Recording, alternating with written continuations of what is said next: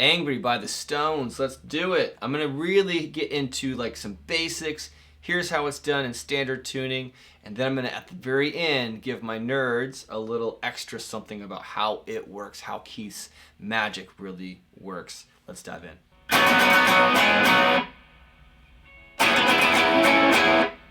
Okay, so the bulk, the intro and the verse is going to be essentially a B to this like E inversion. And by the way, I'm going to explain, like really go into like what that actually means in a second. For now, when I say this, B, I mean this chord. When I say E, I'm going to mean this chord in the context of the intro and the verse. Okay? Again, I'll explain at the very end of the video.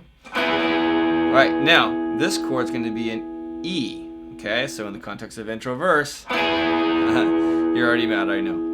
But that's going to be an E major, and this is going to be an A major. Okay, so from E to A. Let's go and get used to that. So I'm basically playing a D string, G string, and B string on the 4th fret with my first finger and muting the A and the high E. I'm avoiding the E string essentially to keep that bar going. Let's just get that.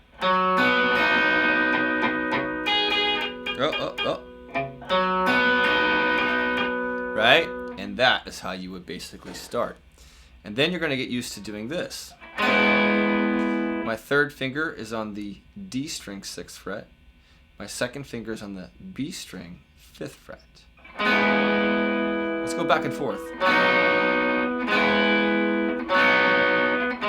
I've got a whole video on how to sound like Keith. That's really it. Okay?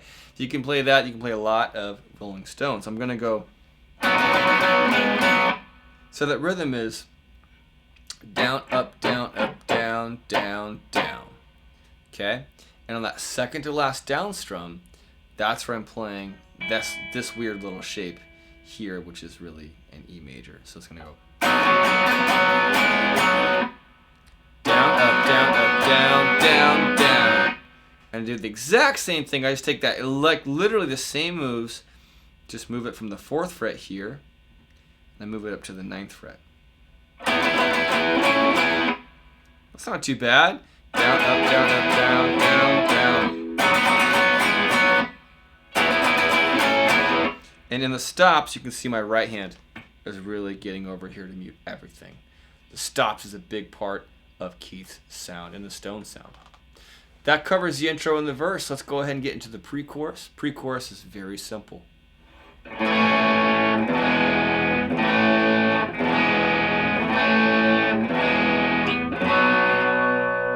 That's it. So some basic chords and a little bar chord. So we've got A to E, A, E, and then finally a B here. Kind of returning, home. All right. Awesome. That's your pre-chorus. Now, you can definitely get a little crazier and do some interesting Keith things. I'm going to save that for the end because I'm going to get into a little talk about kind of the inversions and how he really approaches the guitar. All right, then the next part is the chorus. The chorus is the final part, really. That's going to go C sharp minor, A, C sharp minor, A, C sharp minor, A, and then E. So to count the chorus would be 1, 2, 3, 4. 1, 2, 3, 4. 1, 2, 3, 4. 1, 2, 3, 4, 1. Right? So I like to add that little extra on the end. You can always just mute it, but it's going to go 1, 2, 3, 4, 1. And that's where Jagger comes in with the hook, with the chorus. Okay. Now, that really gets everything done. That's the meat of it. If you want a little extra, here's what's really happening. So, back to the intro verse. This is a B major chord from the A shape here. A sharp, B. He's borrowing it from that. And then this shape right here is really coming from what would be a C shape. That being my root, which is the note of E, creates an E major chord. C, C sharp, D, D sharp, E major, but he gets rid of the pinky and plays these three. Very clever. And that's where that comes from. Guess what? Same thing up here.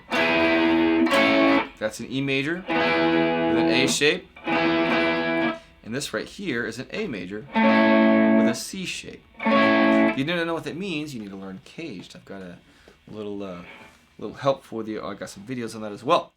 Thanks so much for watching. Please subscribe to my channel, and I'll see you in the next video.